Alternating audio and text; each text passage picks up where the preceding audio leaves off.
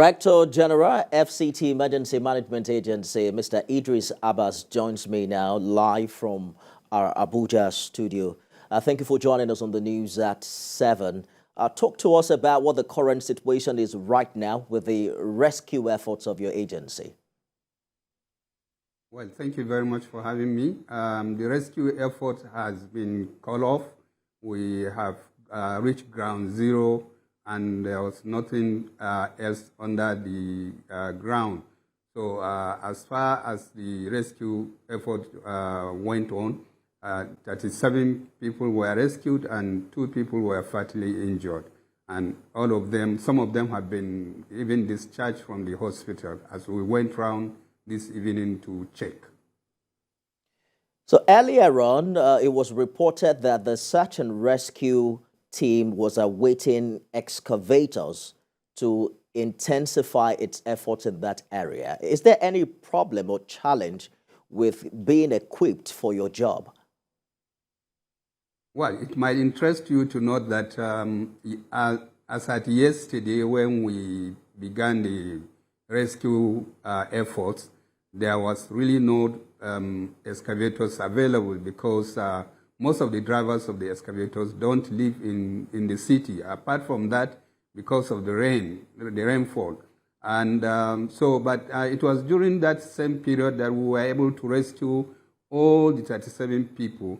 So what the excavators did this morning was just to make sure that we reached ground zero, as I said, to ensure that there was nobody left on the rubble, under the rubble.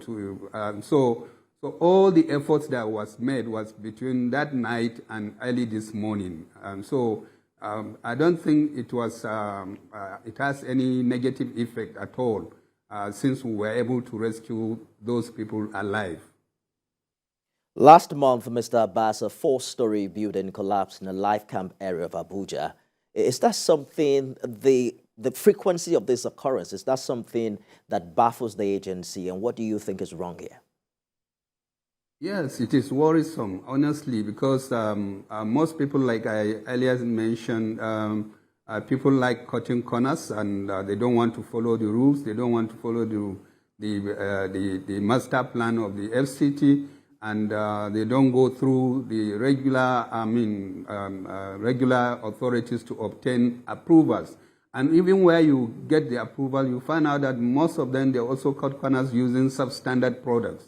And I think it is high time that all hands must be on deck to ensure that we call it a day and we stop that kind of negative acts that most of the builders cause in the FCT.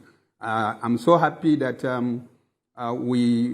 today we had a meeting of all stakeholders that we have to put ourselves together, team up, and go around to ensure that we test the integrity of those buildings under construction, those that have been completed, and also those that are planning to do the building. So except we do that, we will not be able to control that kind of negative attitude most of the builders commit in the FCT. FCT is a very strategic place. It is not a place that somebody will just come and build recklessly because it has its own master plan, and the master plan must be obeyed and must be followed strictly.